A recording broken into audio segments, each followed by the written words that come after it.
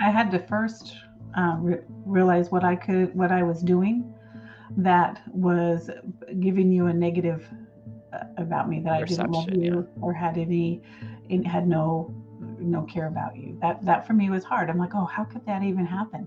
But I had to look at myself. Well, how have I been responding? How have I been available? How have I nurtured this relationship? Especially we're family, and to me, a family is should be a close relationship. I know it's not for everybody, and I'm still working on some of those areas of my family that have kind of slipped away. But I desire to have that closeness again. So that was the first thing, and that was me, because I get to control how I respond to my family members, the people that God has put around my life, my friends, my neighbors, whatever. So that's just about me.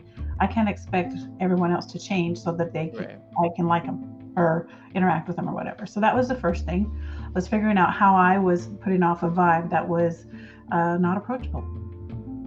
And that was hard for me to realize.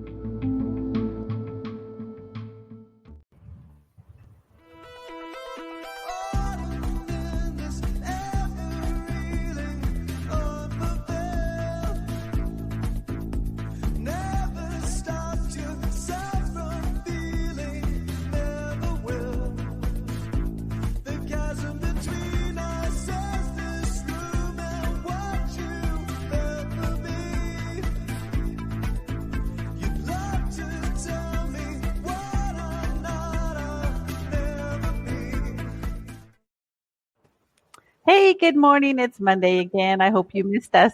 I'm Tina Frank, and I'm one of your hosts, and this is my lovely co-host. Hi. Well, hello, everyone. I'm like losing my words there for a second. It's Monday. What are you going to do? It's totally Monday, and I've only had one cup of coffee. So this is Bonnie Violet here. Glad to be here. That's so funny. Usually it's me who's caught off guard, but that's Right. why I caught myself dancing to the music as our intro played. It's like I really like that song. I have it running through my head once in a while through the week, so that's cool. Nice. So hey, how was your weekend? You had lots of fun stuff going on, I remember. Yeah, it was a busy weekend. I it was so full. Like it's been the busiest I've been in a while, which is great. I mean, this morning I did not want to wake up. I kept hitting snooze. I'm like, girl, you have to get into face. Like you ain't got time for that. So, but it was really great. There was a trans retreat this weekend called Transcend, and it was for trans and gender nonconforming folks. And was that online or was it in a location close to you? Yeah, it ended up being virtual because, COVID. Yeah, COVID. And so it definitely made it a little bit different than what I had anticipated. I got to do a workshop on Sunday where we discussed how to lace our narrative with a spiritual thread. That sounds amazing. Yeah, so we just basically kind of like looked back through our lifespan and tried to understand what our understanding was of spirituality at that time in our lives, when it changed, how it changed, why it changed, when you saw it, when you didn't see it. Wow. Yeah. You did all that in one weekend? I know. And we only did that in like 60 minutes. So, oh my goodness. Part of it was just to give like a little taste. I have intentions of doing, I'm working on doing like probably a 6-week course where we would get together once a week, and then we'd go through, and like the first week we'd talk about like our origins, what were we taught growing up, that sort of stuff. And then kind of like, then the next week going into like, when did that change? Why did it change? If it changed, that sort of thing. So we can, and like during the week, each person would just write about it and think about it. And then they would be able to share it the next week. So there's an opportunity to not only recall it and see it in our minds, but also then to write it, and then also for us to speak it. That's awesome. And ultimately probably seeing spirituality or God at play in times when maybe we didn't. And I think that ultimately changes our narrative and causes us to walk a little different in the world, maybe with our head up a little higher. That's good. That sounds amazing, actually. And I know that for me, I journal, and that's what you're talking about, right? Was a journal, or was it just we did a guide? it was just because it was a smaller group, we went ahead and just said what came to our mind. Gotcha. But ideally it would be like journaling and really diving deep. Yeah. See, I love to journal, and you're right with all those things that you just said, because it really helps me to put things in perspective. And it's funny, if you ever read my journals, you'll see random stuff in there, like questions I ask myself. You'll see me answer the questions myself, sometimes in the next line, sometimes in 3 pages over. But it really helps me to assess me personally. It helps me to have peace, because sometimes I get things all up in my head and it goes and goes and goes, and then I can't do anything. I get anxious. And I find if I write that down, it helps with that. And one of the points you just said, it really helps me to see, no matter what crazy is happening in my life, that there's a blessing tied up in all that.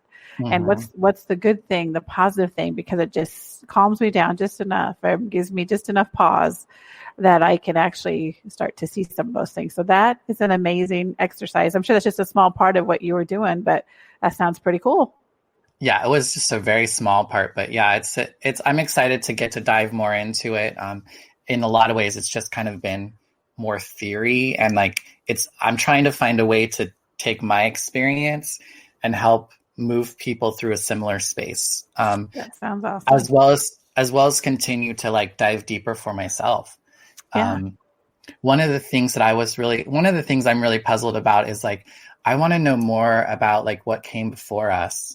I want to know more about grandma and what her life was like growing up. And I got a chance to talk with her actually was it last Thanksgiving that I was at your house, or the one before that? But it was last year, right? Last year, yeah.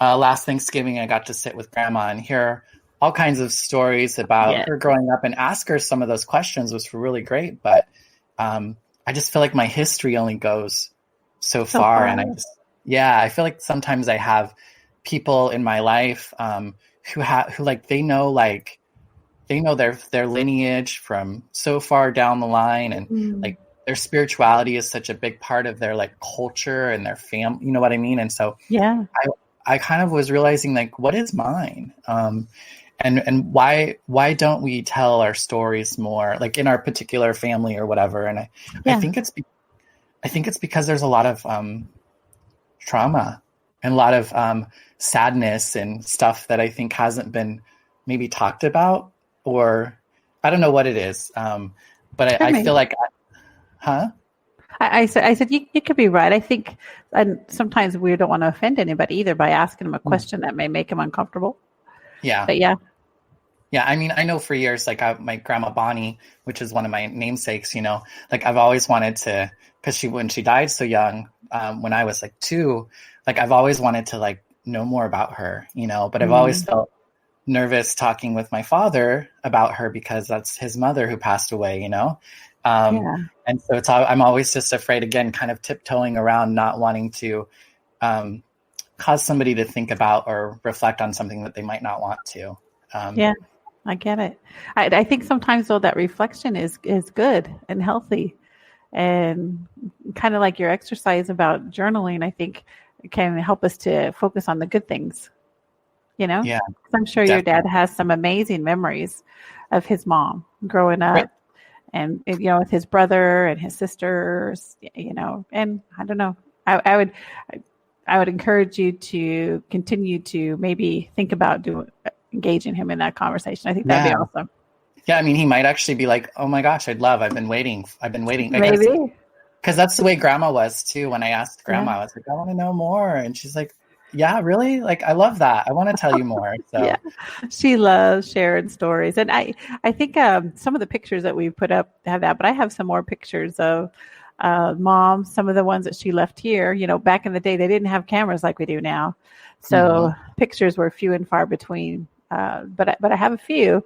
I'll see if I can find some with my mom in there, or maybe my dad in there from when they were young, and I'll post them up. But Yeah, that's cool. Mom would love to tell you some more stories. She's lots of great ones. I love hearing that. I think history is really important, and it helps you. It just helps you know. I think it helps you to be more grateful, and to kind of understand your your place in the world, if you will. Because I think, I don't know, I think it's helpful for me to know where I land, what happened before so that I could be the way that I am. And then what then can I do so that the people ahead of me can have a different experience as well too. Yeah. Someone once shared that each generation as we grow is creates a foundation for the next generation. And I thought that was pretty amazing because we don't want to, and I know as a mom and as a grandma, I don't want to dictate what my kids are doing, but I want to create a space where they can have as much as they need, as much opportunity that I can give them to do the thing that they love. I used to pray, I still pray actually for my kids that they would never be stuck doing something that they hate. You know, because I look at my own life and I've done lots of things I don't enjoy over the years just to survive. And I'm sure you have done that too. And I'm sure my kids have done that too to this point. But I thought that was really cool. And it comes to the forefront of my mind. What am I doing today to help build a foundation so that my kids can use it as a springboard? Because a foundation is flexible a little bit. Even your house foundation, it's a springboard, so it can cushion you as you walk and do all those things. So if I can create a foundation that's going to work as a springboard for my kids to move forward to what they're supposed to be doing, their purpose, then that's mission accomplished. And they're them the same, you know? So that's cool. But I think it's important. I mean, I guess it's important too to tell your kids what your story was, because otherwise we don't know, we don't necessarily know what it took for us to be where we're at, you know. And I think it just provides a little bit more context. I agree with you. I think there needs to be more of that going on. I wonder why that's stopped. That used to be the thing that people did, and I don't think it is as prevalent anymore. Well, I think it feels like there's not the need to do it like we once had to. You know, because so many things are documented or whatever. But, you know, a lot of folks who tend to have more storytelling are folks who are more marginalized in community. So I feel like maybe that's the only way that their stories can continue, because they're not written about in history books, and they're not written about they're not shown in TVs and movies. And I think maybe to some degree we've kind of resigned to the idea, our narratives are already out there. But that's not really the reality of it either, right? No, it's not. And, you know, even the Word of God says that we're supposed to tell our story from generation to generation to generation. Yeah. And so we need to be doing that. There's so much power in that. We talked about that this weekend, a lot of storytelling stuff. And it's just you know, it's our testimony is how people would say it in church, you know, testify, you know, share what God is doing in your life, share what you are creating, share what you've accomplished, share what you're struggling with, you know, that's how we identify with one another. And there's just so much we can do to help one another too. When we're able to do that, it helps me put words to my experience that kind of adds clarity. And it also then oftentimes helps other people imagine or think of or know they're not alone in whatever is kind of going on in their life or what they would like to be going on in their life. Right. I agree with you. It also gives us an opportunity to encourage someone and, you know, to receive wisdom from people around us who have maybe already gone through what we're going through. But if we aren't willing to share, then that doesn't allow us the opportunity to have access to that. Yeah. So it sounds like you had a great weekend at your retreat. I did. How about you? What were you up to? You know, Saturday I worked, so that doesn't count. Doesn't count.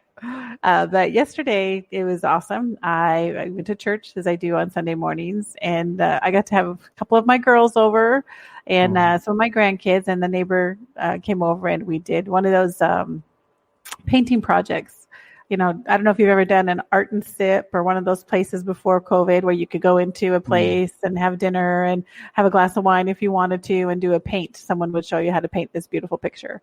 And we found a young lady that we like to watch that does all that live. So we yesterday did a live with her. We all painted a Christmas tree. I have mine. Do you want to see it? Yeah, I would love to see it. I'm not a great painter, but my one daughter is an artist, so she helped me with some glitter. But whoops, let me see if I can make it look right. There we go. So there's my Christmas tree with my shadow on the bottom and my supposedly glow at the top. But hey, it's awesome. I'll hang it in my is one of my Christmas decorations this year. So kind of fun. It looks gorgeous. Yeah, mine looks really great when it's by itself, but it was next to Andrea's, my oldest daughter. It does not look so great. She's the artist, right? She's the artist. That looks fantastic. But yeah, so it's fun. So as long as I don't hang it next to Andrea's, I'm good. You're good. Yes. Yeah. I'll post some pictures of all of theirs on our Facebook after we're done, so you guys can see. I mean, you can see. I'll see if I can blow Andrea's up so you guys can see it really well.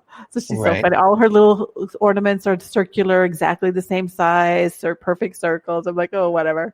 But we had a great time. Spent the afternoon eating junk food and just being able to just interact with one another and enjoy one another. Small groups now because of COVID. So just a few of us, and we had a great time.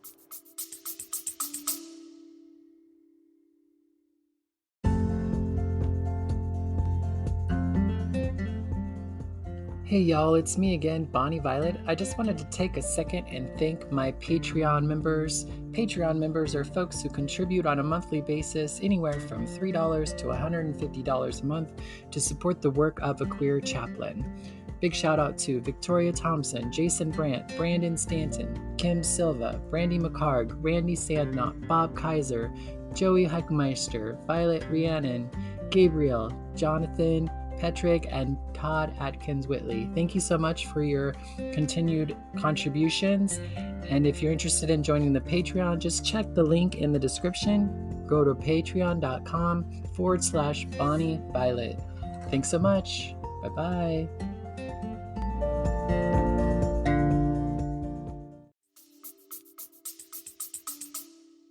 Yeah. I had an experience too where I was around people. I got to go to a live drag show. It was fun. It was very small, and there was lots of distance between things, and everyone was wearing the mask, including the queens. They had the face shields over their beautiful makeups. And it was kind of nice just to kind of be out and doing some things that I'd done before, and kind of just be around people. Even though there was lots of distance between us, it was just nice to kind of be in that same space. That's awesome. Did they have a lot of queens there for you to look at and to engage with? Yeah. I mean, there was probably, I think, 10 or 11 numbers that were done, which... Oh, that's wonderful. Maybe, yeah. So there was probably about 9 or so. I think one of the artists did 2 performances, but it was really great. It was a good time. Awesome. It's good to get out of the house sometimes, huh? Especially right now. And you're in an area where you're on a specifically hard lockdown, aren't you? Well, it's interesting because, I mean, San Francisco, we've been really... we've been extra careful from the get-go. We were one of the first cities to really kind of do a shelter in place. And we've been fairly, we've just been really, as much as can, we've pulled away as much as possible. And our numbers, California is hit really, really hard, but we're not hit at the same level as the rest of the state. So we're doing relatively well in comparison to other places. But yeah, I mean, it's still... COVID is still alive and grow, and more of it is happening all around us. And, I mean, I hear more about it from people not here though. I have a friend in Idaho who actually went to the hospital and now has secondary pneumonia related to COVID. Oh my goodness. Yeah. Which, and an ex of mine, which I was surprised to see that it went to that degree. Cause there's a lot of folks, cause most people are going to be fine. You're going to get sick and you're going to get over it and you'll be okay. Some people might get sick and then kind of have it, because my buddy Jake, who passed away a month or so ago from cancer, he had gotten COVID back in February when he was in the hospital. And then he kind of got over it. But then come, I think August again or July, he actually kind of had had to go back into the hospital and was on a ventilator for a little bit. in response to COVID. I'm sure him being on chemo and having cancer probably, Didn't played help. a lot into all of that. But yeah, I'm so sorry. It's been a roller coaster ride for sure. All of the COVID stuff, all the changes. I don't know. We've had a hard time trying to interpret what we are actually supposed to be doing and not doing. So we've kind of picked one place to just get all that information from and just live and honor that authority that's in place over us. So we've been doing that. It's definitely been interesting. I feel like we got a little bit more lax here because remember I'm in Arizona, and so our kids are all still in school. I know some of those places aren't having their kids go to school, and we're doing some of those things. But I don't know. Our numbers are all over the chart, so we just kind of focus in on our responsibilities, those around us, be safe, and just pray a lot. Pray a lot. Yeah. Well, So, I wish there was more of the narrative about. I think it's important for people to understand the severity of that, like, and the potential of what Corona could really do to our country, but also to also speak to the fact that you can live and you can be okay, because I've seen so many of my friends who have gotten COVID from around the country, and they have moments where they just freak out. They think they're going to die because they're having some sort of symptom. And it's like, it's got to be really scary because it does probably feel like, oh my God, I got it. I'm going to die, which is different from the flu. If you get the flu, you're like, okay, I got the flu. But I think, I don't know. I think that's something that would be better if there was just a little bit more narratives about things, and harm reduction is, I think, the best way. I've worked in disease for so long, disease prevention. So I'm not sure that this is all being handled correctly. I'm not in a position where I can do anything about that, but I'm just not. I don't know. I feel like it's serious. Don't get me wrong. It's a serious thing. We all need to be aware. We all need to be doing our part. But I'm not sure that we need to focus only on the fear points. So, like you just said, someone gets it, oh my gosh, they go straight to, oh my gosh, I'm going to die. Well, would hope that wouldn't be everyone's first response. It's kind of like cancer.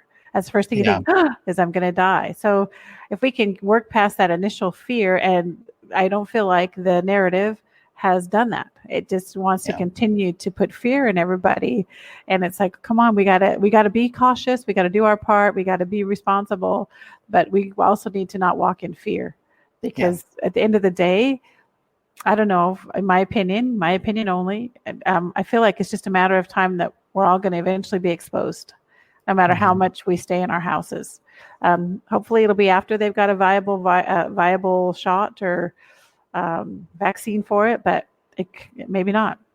Right. Yeah.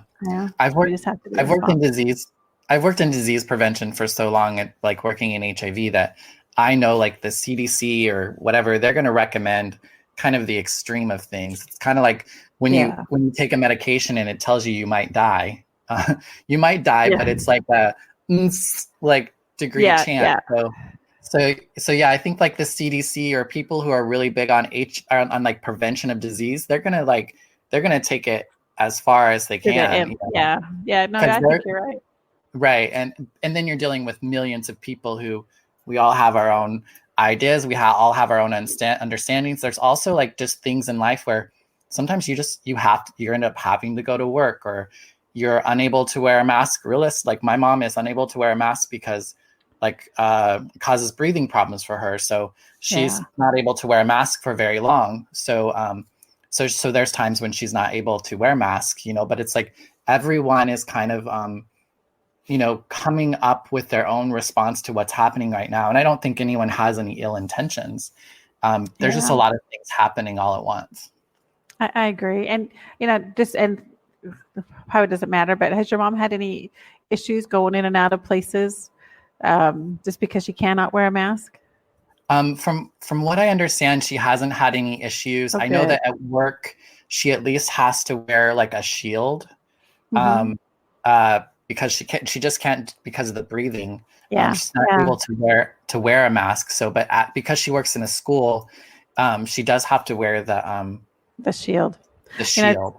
Here, it's amazing to me because, I mean, if I'm in a supermarket because I have to be there to buy groceries or whatever, and I see someone without a mask, I feel like I have a choice to make.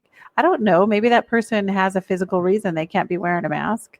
I don't know that I should be approaching them to chastise them for not wearing a mask because I don't know their situation. I don't know if the store has a right to say, no, you can't shop in here.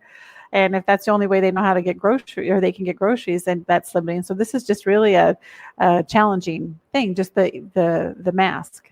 Mm-hmm. So I wear my mask, but every place I go, I see no entry without mask.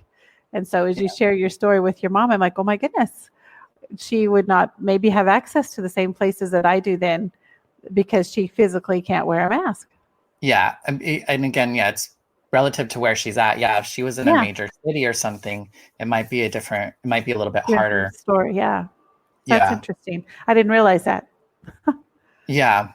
I mean, and I think that's the big thing too. It's just like, we're like, the United States is diverse and it's just as different everywhere. So, I mean, I feel like there really needs to be more localized responses.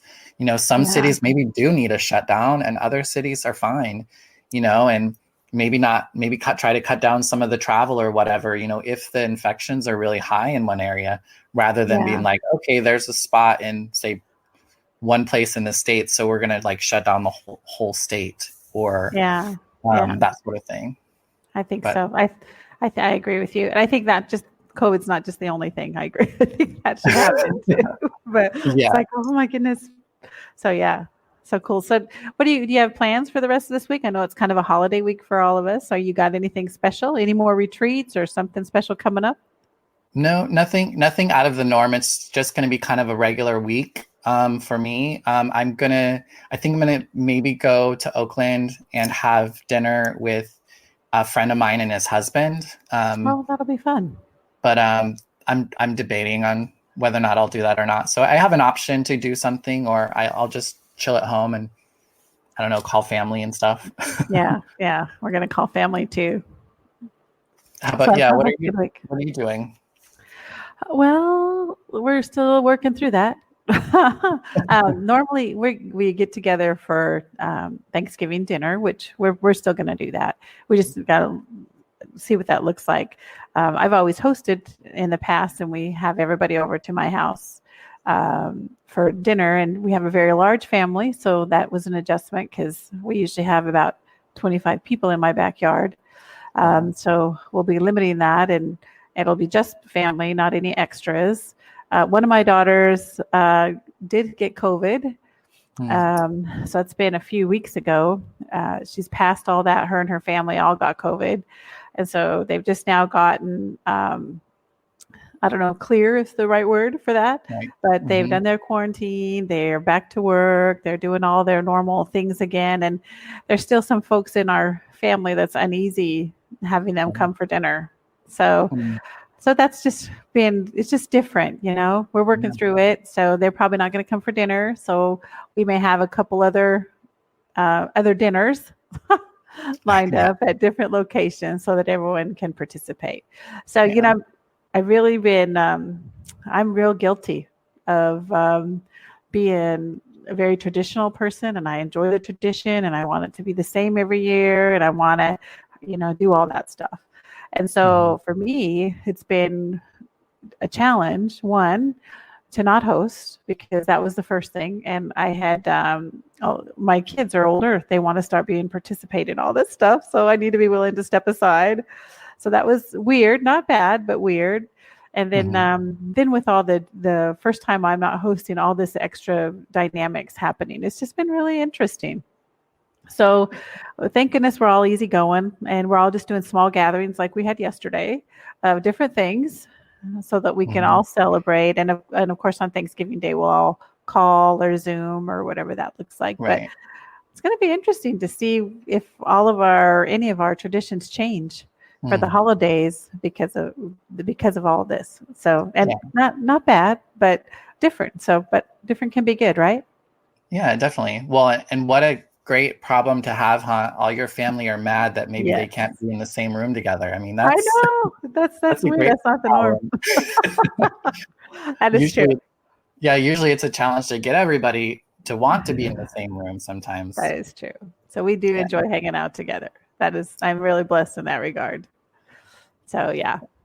Yeah, holidays can be really complicated for some folks, you know. They can. And hard. Yeah, I mean, especially like if you have, you know, I know like a lot of queer folks sometimes have a hard time being around family just because. Yeah. And then a lot of people, just because the holidays happen so regularly too, like some people may have had a loss, like it's a grieving time because it reminds them of, you know, a time with their husband that isn't with them anymore, or you know, there was an accident that happened around Christmas, or those sorts of things, or, you know, and sometimes some of the holidays aren't really celebrated by everyone. And some of the folks who aren't celebrating that also might actually feel some sort of way about that too, you know? Yeah. So how do you respond to all that? Is there a line that needs to be drawn? Well, how does how do you manage all that? I think it's just important to realize that that we're not, there's not one narrative. There's not one there's not like, and everyone's different. It's like just to say, it's kind of like when George Floyd was brutalized and he died, and like there was all the Black Lives Matter stuff out in the news and stuff. I know for me, I have a lot of friends who are Black, and I'm like in a lot of different communities, and I felt like, okay, what do I do as a white person? What do I say? What don't I do? You know, and I've been in relationship with people enough to know that there's not one answer. You know, you're gonna just like any situation, you're gonna have a friend who you know, you need to call them and say, hey, I love you. I'm thinking of you. Is there anything I can do for you? And then there are other people that you're just gonna like give them their space, and you're not gonna bring anything up about it. There are other people that would love to see you post things on Facebook or Twitter or whatever about helping people understand what what it's all about for them. And so I think it's just important to never expect that everybody is having the same experience. Not everyone's going to be excited about Thanksgiving or a holiday. And even if they are, it might be for a lot of different reasons. So I think it's just really important to be more people-centered. Don't make assumptions. Yeah, I agree. It was funny. I was walking this morning with my neighbor. She's from Canada, and we were talking about, and she had they canceled their Thanksgiving plans here, just because they weren't comfortable because too many people were going to be in one place. And she's like, but it doesn't matter because we have a different Thanksgiving. I had Thanksgiving in Canada in October before I came down here. Yeah. Yep. So she's like, so I kind of had it. She said, so I can make turkey at home. So I was just laughing. I'm like, oh yeah, I guess you guys have a different Thanksgiving than we do. So yeah. So it was fun talking to her, just sharing her experience and sharing about her Thanksgiving that she had in October. She's from Lebanon. And so they have a Lebanese Thanksgiving in Canada because they're Canadian also. So she's a Canadian-born Lebanese. I think that's the correct way to say it. Beautiful, beautiful woman, teaching me to cook some Lebanese food. I'm very excited about. Nice. Yeah, because I like to eat good food. I don't care where it comes from, and she's just really a sweetheart. But yeah, that's a good point. So she doesn't do Christmas either. So she'll be back in Canada for Christmas, but she says their family still, because it's a day that's been set aside for most everybody that they know for Christmas, they still get together as a family and do some fun things together. So I thought that was cool. Well, I have a different, also, I mean, it's so weird because, you know, and it's kind of speaking a little bit about some of the history or narratives, like Thanksgiving has become a little different from my understanding. You know, when I grew up, I learned about the Pilgrims and the Cowboys and the Indians, and it was this kind of like beautiful story. But like in kind of looking back at history now and kind of looking at what was going on, like that's really not, I mean, it's not an accurate portrayal of like what was going on potentially, and like, you know what I mean? Like, so I think it's a little and so it's like, okay, and maybe it's a great holiday still to get together and to have gratitude and be thankful, but to wrap it in like a story about the Pilgrims and the Indians is probably not, you know, that's not something I do anymore. A few years ago, I actually was at the Dakota Access Pipeline while they were doing the protests, and I actually went there for this holiday and just was of service the whole time, which was quite the experience, just to go and like help be of service to this space and kind of just hear a little bit about how people just have a different experience with things, you know? I've learned a lot. I don't know, that was such an interesting trip because, you know, if you're just in kind of like some context for me, was like, I was really blown away by the idea that we were invited to be in a space that was theirs. And a lot of us just represent a community of people who have caused so much harm to them for so long, to Native Americans. And it was interesting that we were still invited and that we were in that space, and how that would have had to been for, like, I couldn't imagine sitting at the table with a person who like beat me up last week or something, or stole from me or whatever. And so I don't know, it just takes a lot, I think, for some, I don't know, there's just so much I've come to understand and become made more aware of as I've gotten older. And it just causes you to kind of think about, okay, why is it that I'm doing this thing? But isn't that kind of what we're asking people to do, though? Exactly. Is come to the table. Looks like we have a few comments on the side. I don't know if you saw them or not. Yeah, I didn't. It's all good. But yeah, I was just thinking. I was just thinking that. That's exactly what we're asking people to do: to sit at the table, because, like we have talked about before, everyone has their own experience, their own. I don't know how to still say it. Their own experiences that they've had with the people around them, and then to be able to come to a place where they can, one, be vulnerable, and two, forgive. And three, to desire a relationship. Those are all hard steps. Yeah, they're all hard steps, and I get it, and we get it.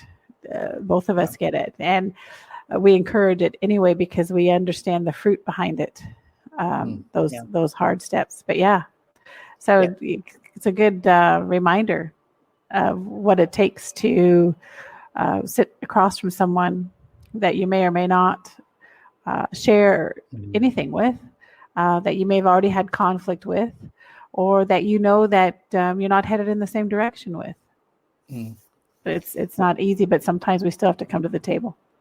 Yeah, and I think it's an interesting balance too. Like if you're representative of a person who has been harmful to the other, then it's about how can I show up and not be harmful in the same way, right? Right. And then if you are a person that's harmed, you have to be willing to show up and trust and hope that they're going to act different. Right. And maybe if they do act the same, maybe there's a way to talk about how that action is causing you to feel, so that you're able to then kind of like both be on the same page. So then you can kind of decide, okay, where do we go from here? Is this an action I could not take in order to help somebody I want to be at the table to be more comfortable? Or is this like, nah, I'm not willing to do that, you know? And then you can make a decision, because unfortunately there are probably some tables that you might not need to go to. You know? Well, I'm a. I know it's bad. I'm a person that I think forgiveness is everything. Mm-hmm. Forgiveness moves us forward, and people can choose not to forgive you or not to say, you know, you can ask for forgiveness if you need to do that, and people can choose not to forgive you. That's on them. But I think for us as people, as individuals, I think we need to constantly be forgiving those around us, no matter how hard or crass it is. And so, if I get an opportunity to sit at a table and show forgiveness, then I would encourage you to do that. Yeah. Even if it's a negative encounter. Because if we don't show forgiveness to those people around us who've never been willing to show it also, they're never going to figure it out. I'll share a quick story if you don't mind. Oh, go for it. I have an incredible people in my life, and I'm married to an amazing guy. And there was a time when the people around us thought that we weren't supposed to be together, that we didn't interact properly together, and that he didn't always say nice, loving, and kind things to me, and I didn't always respond well back to him. And I kept trying to fix it, by saying, I need you to say this to me, or I need you to not say this to me, or this makes me feel this way. And because of his personality and where he's from, he was having a hard time with all that emotion because he's not an emotional type of a person. Mm-hmm. And so I had to find it within myself to, okay, you know what? I need to just let this be, and I need to work on me because there's nothing more I can do. So I prayed for him because I'm a praying woman. I believe there's power in prayer, and I prayed for him. I prayed for myself. But when I prayed, I said, Lord, you need to help me to change, to help me to not be as emotional about all these things, and to always treat him with lovingness and kindness. I also asked God to help me not to always apologize for the two of us, because we had no filter, it seemed. Well, sure. Long story short, we were at a social gathering, and there was a conversation that we had that should probably have not have been had in a public place that was not edifying to us or the people around us. And someone called us out. And so of course, I was mortified and embarrassed. But he had no idea there was a problem because he had never had anyone interact with him outside of the two of us. Do you see what I'm saying? Mm-hmm. And so had I ran interference and tried to get in front of that and stop it from happening, then we may still have the same problem. Mm-hmm. And so that was not an easy pill for him to swallow. That was not comfortable. He had to decide if he was going to be offended by this person. He had to decide if we wanted to engage with these people anymore. We had to work through a whole lot of things, and it wasn't anything major, but it was something important, but it was going to hinder us moving forward. Mm-hmm. Once we both realized a few things, we were able to, one, have a conversation together, discuss some of the things that we were feeling at that moment, and then move forward from that. So I'm a big proponent of, okay, this is going to be uncomfortable. It might even be a real negative thing, but I am going to come to this table because it's been set forth in front of me, and I'm going to go. Right. No, and I totally hear that. I guess I just wanted to leave space for, sometimes people aren't physically safe to, don't ever put yourself in that kind of a space. Yeah. To sit at a table. So I think that's all I wanted to kind of mention. Okay, was I'm sorry. See, I'm always the long story girl. No, it's good. It's good because you gave a little bit more depth to your understanding of that. And I totally am in line with all that. And I just wanted to be mindful that, I don't want anybody, not that anyone's taking our advice, but right. I wouldn't want anyone to think like, oh, I'm going to go back to this abusive relationship, whether it's, family, whether it's a lover or a friend or whatever, sometimes you might need a little bit more space, or that you might not be in the right space. And Philip is sharing or emotionally stay safe as well. If you can't show up in the space in a way in which you really would want or like, then, it's perfectly acceptable to decide, today is not the day.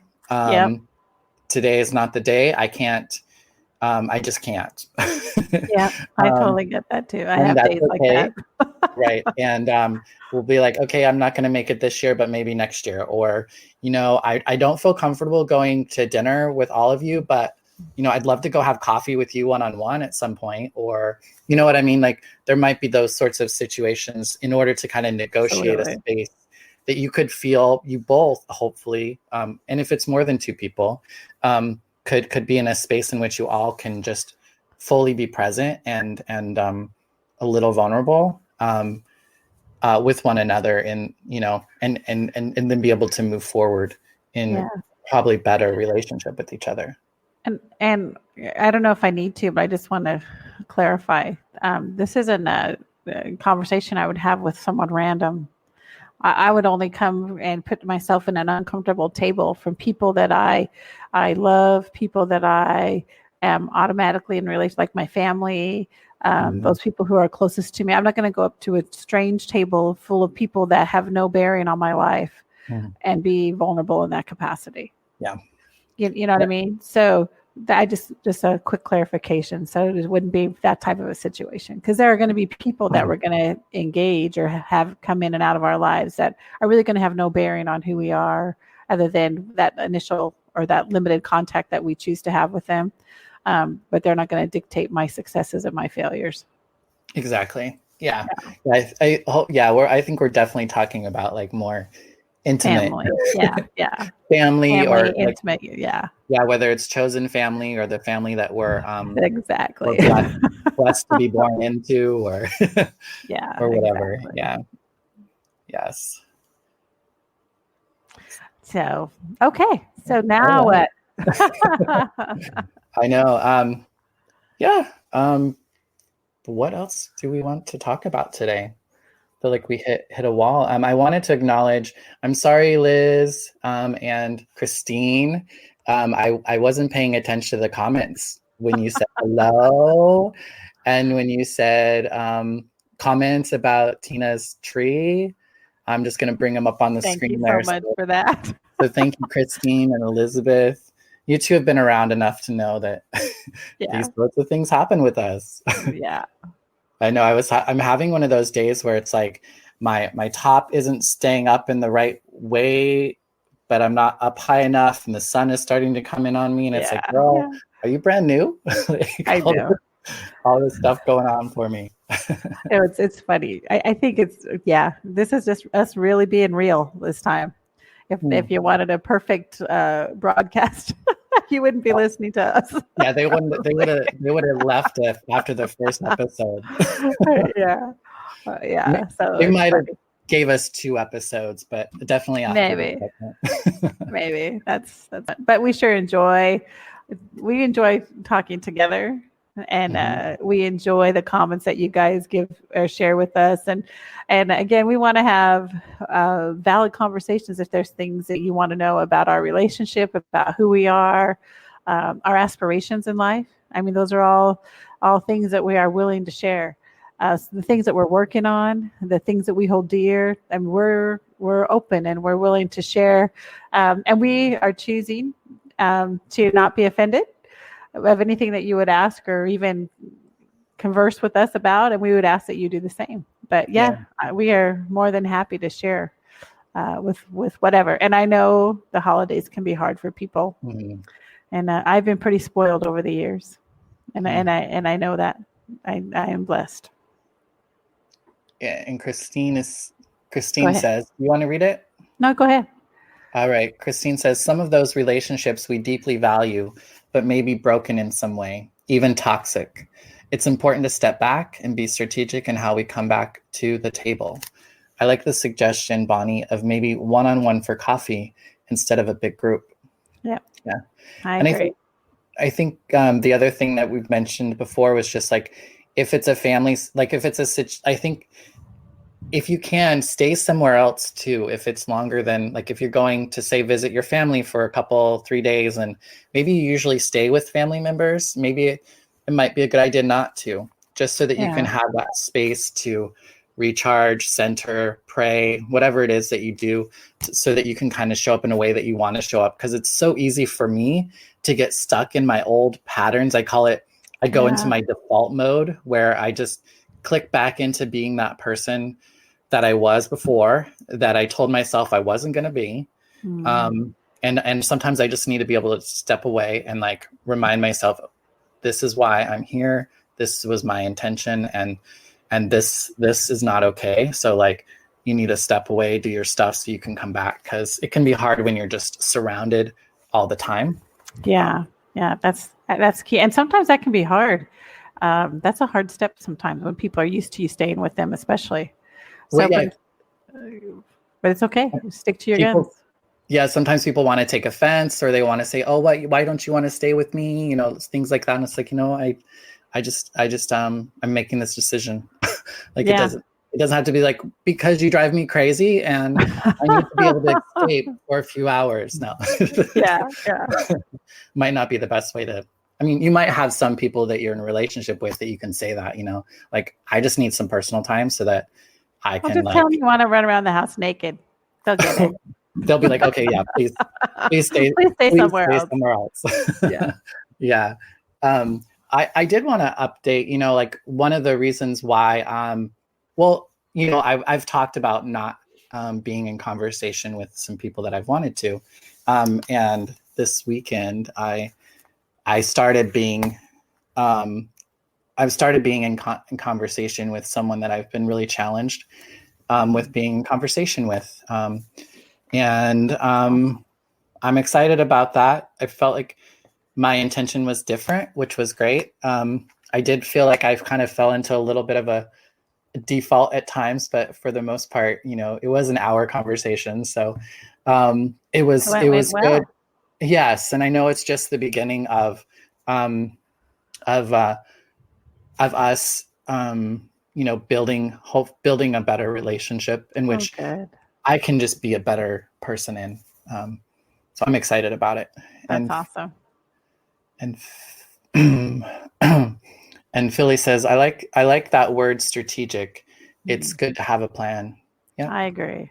I'm a planner. I'm definitely a planner. I think a plan is good, but also, I think the thing that's helpful, because I'm somebody who, I know how it's all going to play out. So I come up with all these scenarios. And so I think there's also that idea of be open to the possibility that something different might happen than what you assume or what you think as well. The strategy as far as having a place to go back and forth to, that sort of stuff is good. But I think also being able to be just be you know what, I don't know, maybe something different will happen than what I had thought would. And oftentimes that's the truth. Usually it's and that's part of the strategy that you're sharing, is to have some flexibility and some openness, but don't forget to also have boundaries. And that flex. Yeah, definitely. So that's cool. Yeah, I'm a planner. with folks who are listening now, do you have any? We have just a few more minutes before we close. Do you have any questions or things that you would like for us to talk a little bit more on? Or just things you want to share that we can read and share with everybody. Yeah, it's been nice just to these last couple of episodes. We're just, I feel like we've set the ground, so to speak, so everyone kind of understands where we're at, to where we can just get on here and have a conversation and just kind of catch up and talk about what we want to talk about. Right. Exactly. Yeah, definitely. All right. Well, I don't see anyone jumping at questions or anything like that. So I think it would be. I have a question. Oh. Where did you get that fabulous eyeshadow? The eyeshadow? I love that shimmery silver that you have in the small part of your eye. That is beautiful. Thank you. So it was, most of my makeup is gifted. I haven't really bought much. So maybe I need to be gifted something. Right. My roommate shared with me an Anastasia Beverly Hills makeup is the kind of chartreuse yellow color, and then the silver is that as well. Wow, it's beautiful. And then the pink is a different palette as well. But yeah, I'm happy with the eye color, the eyes today. Yeah, it looks really nice. Sometimes I can't see your eyes open a lot, and this is just perfect because I can see your eyes. I can see all the detail that you've done. Anyway, it looks nice. So I just had to ask the question. No, thank you. I'm still learning. So it's and some days I get it right, and then the next day I'm like, well, it looked so good last week. I hear you. But your makeup always looks good. Thank you. Hi, Jen. Jen Hi, says, hi, Jen. Bonnie Violet. Jen here. I just tuned in. Welcome. You're getting here just at the tail end, but that's okay Yeah. because this video will live here forever, I think. Yes. Yes. Or at least until something happens to Facebook or YouTube, True. whatever you're watching us on. Yeah. So, and for folks who maybe you're just getting to know us, we do have, this is our 11th episode. We just have one more episode of this season. Wow.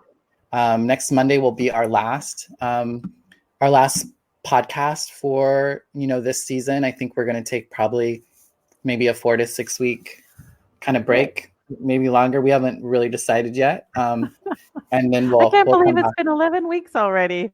I know, crazy.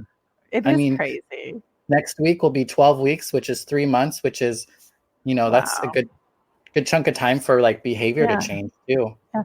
And time flies when you're having fun, right? Mm-hmm.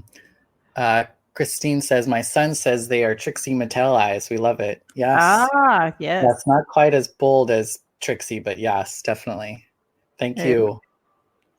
It's helpful that I'm using the whites now. I paint the white underneath and it just kind of opens the eyes a little bit more. Well, next time I see you, you'll have to give me a little bit of a lesson. A little bit of a lesson. Well, I can paint you like a drag queen. I don't know about Well, we'll have to find a compromise there somewhere. Right. Just kind of settle it up a little bit. Yeah. Yeah. Thanks, Jen. Jen says, Bonnie, you're beautiful. Oh, you guys are giving me so much love this morning. That's awesome. Yeah, I really appreciate it. So, and also so if you're watching us, you can watch the videos, but also if listening is better, you can find us on anywhere you listen to a podcast by searching Splintered Grace. You can even scream at Alexa, hey, Alexa, Splintered Grace podcast, and we'll come up, hopefully. Yeah, I hope so. I should try that on my Alexa. Right. Thanks, Philly. My style is on point. I definitely have a point of view all my own, huh? Yeah. Oh, you wear it well. Well, thanks. It's been nice to be in a point in which I can feel like I can be open to trying new things without it like taking away from like my personality. Like, I don't know, there's like this part of like trying to find who I am and how I want to represent myself and not wanting to like take on other people's stuff. But it's been really great to be in a space where it's like, I know who I am. I'm comfortable with who I am. And so I'm going to try this and I'm going to try that. I'm going to see what works, what didn't work. This little like halter top looking thing is not going to work in a show again, but hey, that's how we learn, right? Right. Yeah. All right. Well, do you want to take us out, Tina? Sure. You guys, thank you so much for being a part of what we're doing here. We hope it brings you some joy, maybe a few laughs, and hopefully prayerfully opportunity to connect with someone that you miss and someone that you love. Enjoy your holiday however you choose to embrace it. Do something fun, do something different. And if you're finding that reach out to someone. Just reach out to someone and say hello. Maybe someone you haven't connected with in a while. Yeah. Send them a text. And if it's a difficult time, acknowledge that it is for you. And if you're able to reach out to someone and tell them about it or plan on taking care of yourself in some way, Yeah, do something fun for yourself. Yeah. Yeah. All right. So awesome. Well, we'll see you guys next week. All right. Love you all. I'm going to play that outro and we'll see you next week. Take care, Tina. Bye, everybody. I love you too. I can't get my camera right. Splintered Grace Podcast is brought to you by A Queer Chaplain. Follow us on all of our social medias, Instagram, YouTube, and Facebook at A Queer Chaplain. Listen to us wherever you listen to podcasts. Subscribe, comment, like, and share. Feel free to tip us at Venmo, Bonnie Violet, and support monthly on Patreon. The song is original by Steven Sandnoff, The Chasm Between Us. Rest in peace, Steven.